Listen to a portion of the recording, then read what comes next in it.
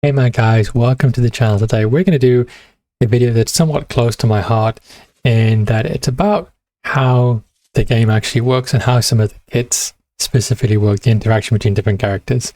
Now, obviously it's about Hunter, the title tells you so. If you're surprised about that, then I guess you're in the wrong place. But I was having a match maybe 10 days ago in Grand Arena on a stream, and I was using the Bad Batch, using Omega as well. OG Omega, that is, to fight Omicron Qui-Gon Jinn with Jedi Anakin. And I made a mistake in the match. I forgot I switched between the wrong characters at one point and didn't get defense up on the Bad Batch team, and ended up losing. I think I killed like 2 of the 5 characters. Sad times for me. Cleaned up, that's the end of the world. However, someone in the chat said, I see how you mod your Hunter. And at the time, he had crit chance, crit damage mods. And he said, I see how you mod your Hunter. Are you sure that's correct? And I'm like, well, I'll be honest, I only used the Bad Batch to fight Qui-Gon Jinn, maybe General Grievous, and I used the Bad Batch for the Marauder. Okay, otherwise, I don't use a bit shorty, maybe occasionally Admiral Radis, right? These are the small things, but not very often. He said, well, if you look at the lead ability of the Bad Batch, the second paragraph, it says, when Bad Batch allies use an ability, which I take to mean a basic or a special, doesn't really matter what the ability is, while they have defense up, they deal true damage to all enemies. Okay. Fair enough. So he said, well, if you have crit damage and crit chance, that doesn't work because true damage is based off offense and from the actual offense stat. So why don't you have a motive for offense? So I thought about this a little bit. I went away and I did what any sane person would do, which is I Googled it, and I went to swgh.gg. And so if we just type in Hunter's name, we can find, there he is there, OG Hunter and Mercenary Hunter, Season 3 Hunter, if you will.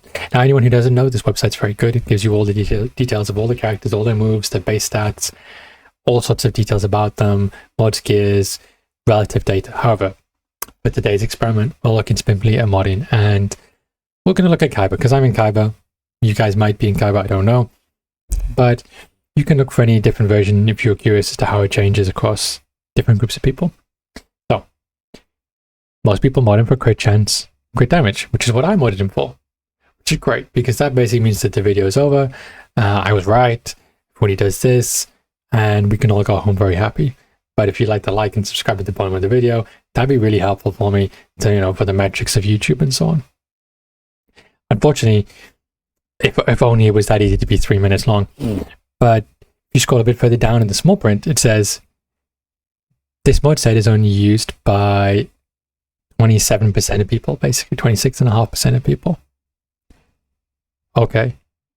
Which gets murkier because then the next 25% of people use health plus offense or crit chance plus offense, so offense plus something, basically. Okay, this is crazy. So basically 53% of people, whatever it is, use either crit damage, crit chance, or offense plus something. And the remaining people are rebels who need to be dealt with very rapidly, and I'm sure that the Empire will get to them when they have spare time. But dealing with the majority of us who are, law-abiding citizens, we use either crit damage, crit chance, or offense plus something. So here's the thing, right? We as scientists here, or at least I am, right? And we like to do things really correctly and to check things out. So, experiment. We have Hunter here. Now I have him Relic 5. I have modded him 2 ways. Either health and offense, or the second loadout, crit damage, crit chance, which is a mod loadout he used to have. Okay. I modded it purely based on getting roughly the same stats for almost everything. Speed's a teeny bit off. The offense sets it's a little low, it's like 8 speed low, but everything else is within reason except for offense, crit damage, crit chance, right? The 3 things that are really important for the kits. I didn't want to fiddle with those outside of what the mods themselves were doing. Okay, so we're going to use the Bad Batch. We've got Hunter, OG Echo, OG Tech, OG Wrecker, and OG Omega. OG Mega? I don't know. Anyway, she's only gear 12. I don't use her very much. She's not really very important for the experiment except for one thing, which is she kicks in Wrecker's ability for having 4 Bad Batch allies rather than 3. Which means he's furious on turn 1, which you're going to see why. That's important in a second. Ideally, the turn order should be Echo first. He'll do his AoE. Tech next. He'll do his AoE. Wrecker third. he'll do his AoE, and then Hunter will go, and we'll be able to see the effects of true damage or not, and critical damage or not. One last thing I should probably add, white damage, the white text you see when you're doing damage to someone, that is true damage. True damage means the damage someone deals based purely on offense, no critical damage allowed, no bonuses from advantage, anything like that. And defense from the other character does not apply either, if I can remember correctly. True damage, if you will. The yellow is critical damage, the red is physical damage, and I think the blue is special damage. Green is healing. Everybody probably knows that one. It's something along those lines anyway. The purpose of this experiment, you don't need to know the other colors. It's mostly just yellow for crit damage, white for true damage. Okay, so we went into a Galactic Challenge, which is actually using General Grievous, which is good, bad for different reasons. However, we decided to pick a level, I think it's tier 7 out of 10, right? Where we're not going to get completely outsped and overpowered because mine are only Relic 5/Gear 12, and not the Relic 7 that you probably need to get to for the most part. And I recorded it in advance because it's really difficult to actually catch the moment where the damage is getting dealt. So this is purely the offense set first. So, as I said, so first Echo's going to go first. It's going to go over here, then Reminder. So his AoE puts daze and heal block on everybody. That gives 10 meters worth of attack. Goes next. His AoE stuns anyone who's got daze. Its stun is resistible. As you can see, B2 did not get stunned. He's got daze, so his Zeta doesn't kick in the whole bonus turn mechanic. That's fine. Everyone else got stunned though, so they all skipped a turn, which is great. Then Reki comes in. He's furious, so he stuns everybody. Again, he resisted the stun. Very impressive. Everyone else got stunned for 2 turns, so it doesn't matter because, this is how it's working, right? And then next, so here we go. So I decided to go for Magna Guard. Why Magna Guard? Because I thought, well, Magna Guard's probably got the highest defense, base stat defense. Magna Guard's probably got critical chance avoidance too. I'm curious, like without the critical chance modifiers, we're not going to get a critical hit. So that actually gives a much clearer difference between the 2 damage situations, I think. So you're going to go do the basic, because he double taps on the basic. Let me see if I can catch this. Okay, so this is the offense mods first. Now, there are 3 bits that are really important. The first is he heals, Hell Steal, for all the damage he does. Basically, it's 1 stack for each person he hits, plus the taps on Magna Guard, which you can see there's multiple taps on Magna Guard. That's the first thing. Heal block blocks his healing ability as well. That's why that doesn't work properly. Second, the red is because he doesn't critically hit, he just does normal damage at this point here. So it's just physical damage. It's about 12k for the purpose of this. Third is he does 1 true damage hit to Magna Guard. That's 27,500.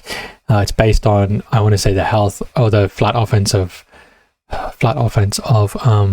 Hunter. That's why the second hit will be an identical number. It's got nothing to do with the defense, nothing to do with critically. There's no modifiers. This is literally just a number. That's always what it's going to be. And you can see here 11,631. That's the damage across the board, true damage to everybody else as well. And then if we just do this again, I can catch it again. There you go. So again, 11,631 all the way across, same as I did before. True damage doesn't affect by defense of any character. That's why it's all flat across everything.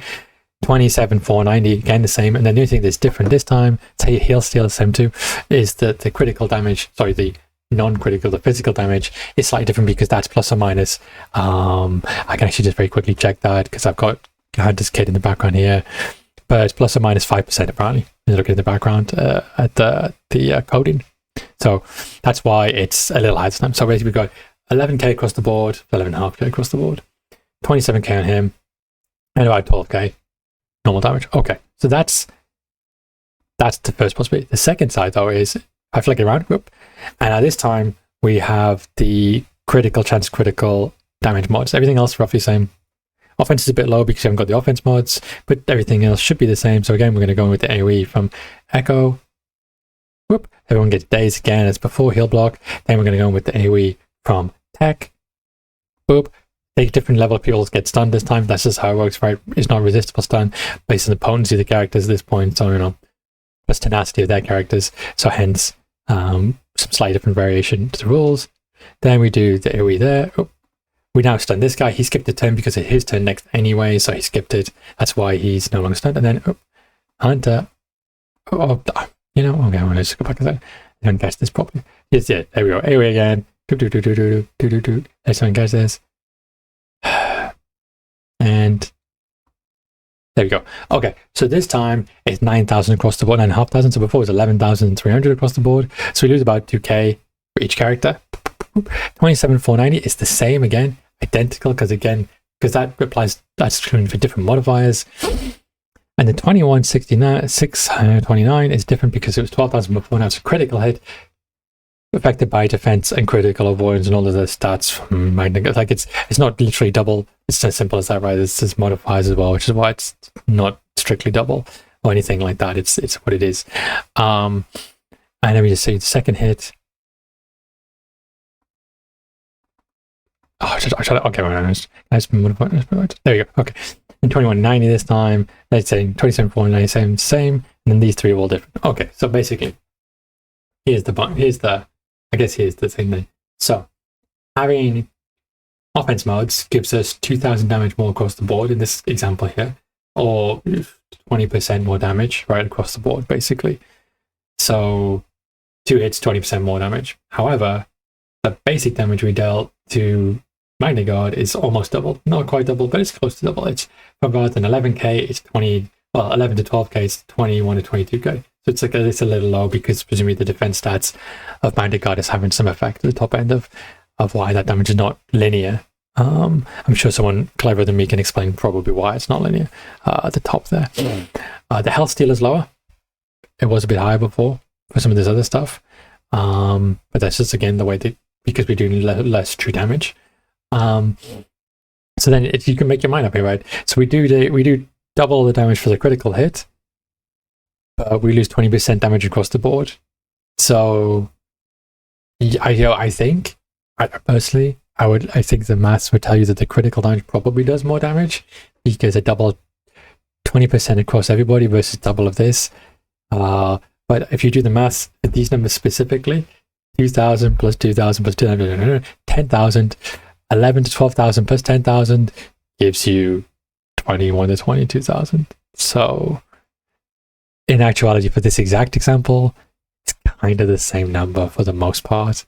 You could argue with me whether you think it's the same or not, because at different levels of relics will do different damage, and therefore different percentage damage will come into it. We could also have an argument about whether after you've killed some of the opponents, the true damage of the other characters doesn't matter, so it's less than 5 characters or 6 characters, whatever. So, you could argue that if there's only 3 characters left, true damage does less damage because there's only fewer characters. Again, we could have that discussion. And of course, the last thing we could say is, mileage may vary because your mods may be better than mine. You might have slightly better offense mods than I do. You might have slightly better relic level characters than me. You might have worse. So these things are all going to make a significant difference to how exactly the whole thing works. However, hopefully that makes things as clear as mud. But if you liked it, please throw a like down at the bottom of the video. I really appreciate it. I'm trying hard to make it a little bit better for people to understand and to watch along. And if you have any other questions that are relating to random characters, I'm very open to looking at literally any random character in the game. I don't really mind if it's someone really obscure from Bistan to Baze to, well, maybe there are a couple of limits to a few of the characters like Jedi Consular, but let's most characters we're fine with. Anyway, hope you guys liked the video, and I'll catch you all next time.